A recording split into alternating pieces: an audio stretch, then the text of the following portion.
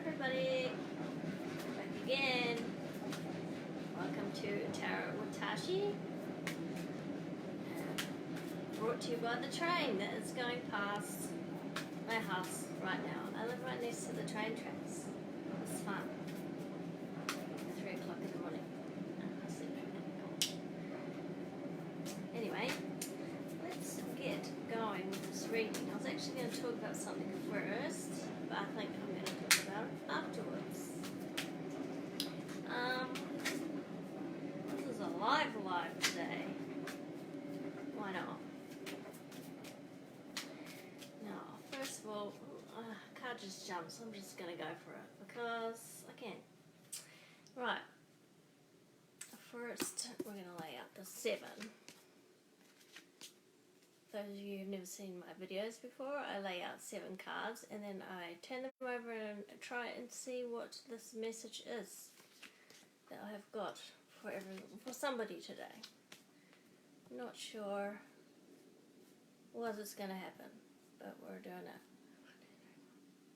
1, 2, 3, 4, 5, 6, 7. Can't count. Right, Judgment. Judgment Day. It could be karma related, could be related to lots of things, but it's Judgment Day for somebody who needs to front up, pay the piper. I just got pay the piper. The Chariot. Which way are you going to go? Which way will you choose? The Chariot guy is looking at the Judgment person. So maybe we're trying to decide whether oh God, I'm starting sweating. When I start to sweat, then the energy's coming in. There's a bit of duality there, is what it is. You're trying to decide something, but Judgment Day's coming. Maybe you're coming out of the closet with something and you don't know how it's going to go. The 2 of Wands. Again, this duality. It's very much a message about this being in 2 minds about something you're quite passionate about. Do you want to come out in the closet or not? But I tell you what, if you don't, life will get you. You've been called up. The King of Swords. The King of Swords is about discernment, I think. You've been asked to be more discerning going forward, because he's like literally going forward, even though that's backwards to you. He's going forward. Leave that duality behind. It's time to stand in your sovereignty. The King is the King. The King stands in power. It's time to stand in your power. It's probably going to be quite a short message, I feel like, today, because I have other things I want to talk about. The 9 of Swords. Don't get in your head too much about it. This is literally overthinking, anxiety. I think it's not going to be as bad as you think, this coming out of the closet. Maybe you want to be like me and you want to come out of the spiritual closet. That's Judgment. Look at this person. This person is coming out of the coffin. Could be a closet. I'm going to say that's a closet. And the Emperor. The Emperor is like a more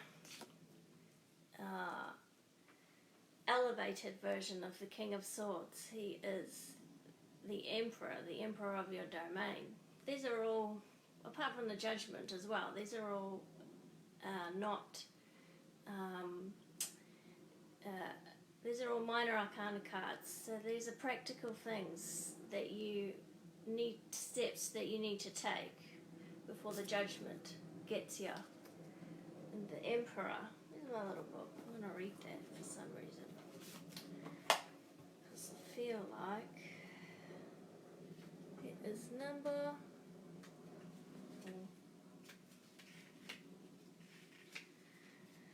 You're establishing structures and foundations from which a success will grow. You favour stability and certainty over flexibility and change. You have the discipline to see your plans through. So it's talking there about having the discipline and if you want to get stable and you want to have the most stable life that you can make, it's not actually find a job or work for somebody else. The most stable work that you could ever have is working for yourself. And that is the Emperor. He's the master of his domain. There you go. And the Moon. What is with this? Duality. The Moon is a major arcana card, and if you know about the Tarot and the major arcana, it's a hero's journey from the Fool to the World at 21, and the Moon is number... Roman numerals are going to get me. 18 out of 21. This is another step in the path. You've got Judgment as number 10, 20. So, yeah. So, 18 obviously comes before 20. So, in this case, the duality is you need to go within. And really, yes, there's practical things you need to do, but there's also a big spiritual element to this duality that you have. I was just speaking about this today. This happens to me all the time. Cards will be quite relevant to conversations that I've had lately. And we were talking about somebody who wants to come out of the closet, but is too scared to, because of what their family might think, and that's what this card always makes me think of, a big spiritual duality that you're sitting on. But this reading is quite clear. I'd be fearful of this card if I was you. I wouldn't want to. I would rather do something at my own pace versus somebody out for you, or worse, which happened to me, is basically my life didn't go so well until I came out of this spiritual closet fully, and then my life bent around that because I was brave enough to step into that role and just embrace it. After years of trying to figure out how I was going to make everything fit, I just gave up. And I did it that way, and then the universe bent around me. That's what I recommend if you are trying to figure out how you're going to do something. Just jump off the cliff and commit. The universe really likes it when you do that. Let me see what's on the bottom here. This, I believe, is in my reading today, but the unreversed version. The Three of Pentacles. There's practical work here. There's practical steps that you need to be doing. And then I look over and here's another duality card, the Balance. You will get illness. You will have mental issues. You will have problems if you don't do what you know that you should be doing. That's how that goes.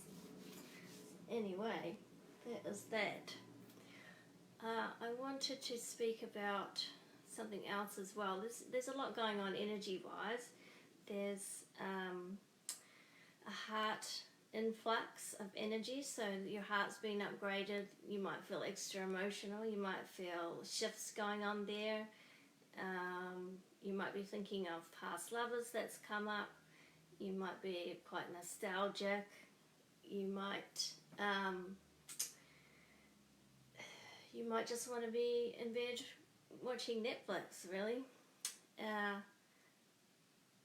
But it's very strong energy. It's a 5-point influx, which, you know, if 1 is not very bad, 5 is quite extreme, and that's going to last for 2 more days, I think.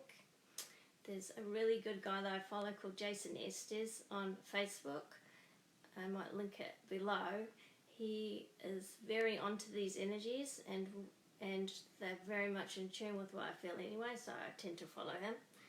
And he also gives you a sort of a timeline of what else to expect at the moment. And if you're watching this video and you're still watching it, then you're probably affected by these energies. So they're not fun. But I've actually been feeling quite good because I've done a lot of work in the heart space, and I'm feeling quite full in the heart space. I'm even doing a live, which I've never done before. And also, it's really hot in here, excuse me. Something else came up. This guy messaged me the other day for a reading, and he was very specific, and he had about 5 questions, and they were very in depth, and the old me might have tried to entertain him, but no. He was not my style of reading, which reminded me that I should probably put that out there, that there's a specific type of reading that I like to do, and it is not the predictive type of reading. I'm not going to tell you when you're going to have a baby, or unless the cards are like blatantly clear. I'm not going to provide proof of life or afterlife. I'm not going to bring through a loved one. That may change down the line, but that's not where I'm at the moment. The type of reading that I'm interested in is what your higher self has to tell you that you aren't quite getting the message of, or that you have inkling about, that something you should be doing, or something that you should be focusing on, or focusing your spiritual work around, or your spiritual practice around, or whatever. I had a reading once where somebody just needed confirmation from that spirit knew what they'd been through, and that acknowledgement from spirit allowed them to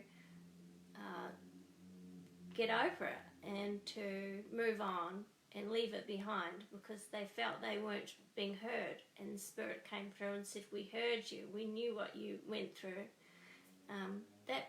That's the type of reading I like to do. It's very much more coaching based, it's empowerment based, it's more about what can you do practically and spiritually to grow.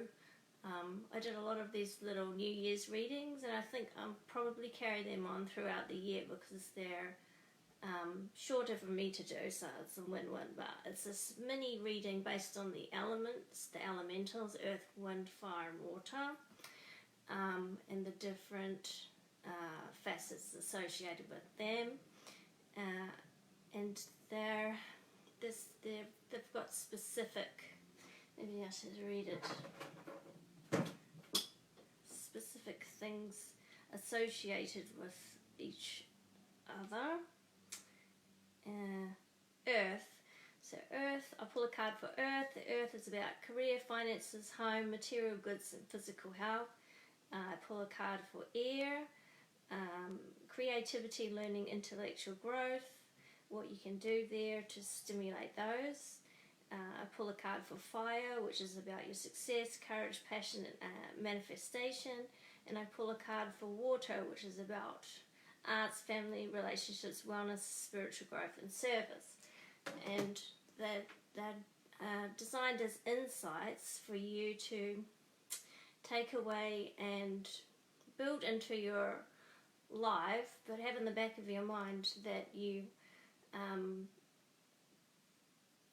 need to think about or need to work on. So they're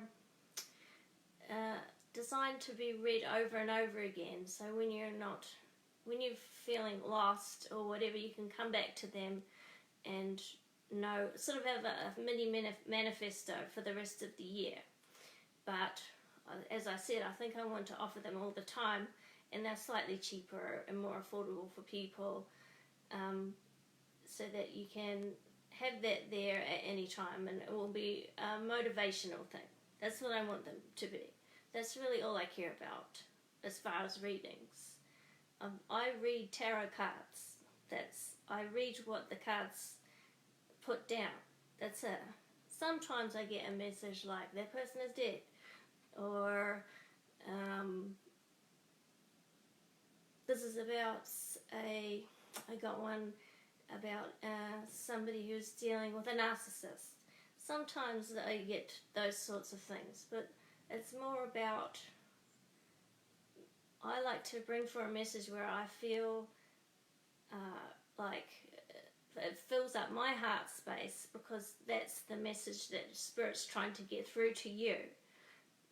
I'm just the go-between for Spirit, but purely not like your uncle's trying to talk to you that died 5 years ago. I don't care about that. It's more about what Spirit is dying for you to know right now, because you're not getting it and they're getting frustrated with you. That's where I come in, hopefully. So if you're interested in one of those, just send me a message through my Facebook page or my tarot page, and please like that page, because that's where I put my more interesting spiritual things. I mean, I can put them on this channel, my normal page, but obviously I'd rather focus my audience over there. But anyway, I think that's all I want to talk about today. Thank you for the few people I can see that are watching. Quite a lot more than I thought. Hi everybody, thanks for tuning in. Yes, like I said, and any questions about spiritual things. I'm a bit of a fountain of knowledge when it comes to this stuff. I'm a bit of a sponge. I find things that resonate with me, and they seem to be relevant to people around me for some reason. It's a point of attraction thing. I read something and then somebody comes along and asks me about it. That's how it tends to go. So if you have any questions, or you have a, what does somebody call it? A is it a collie-waddle? No. Collie-wobble.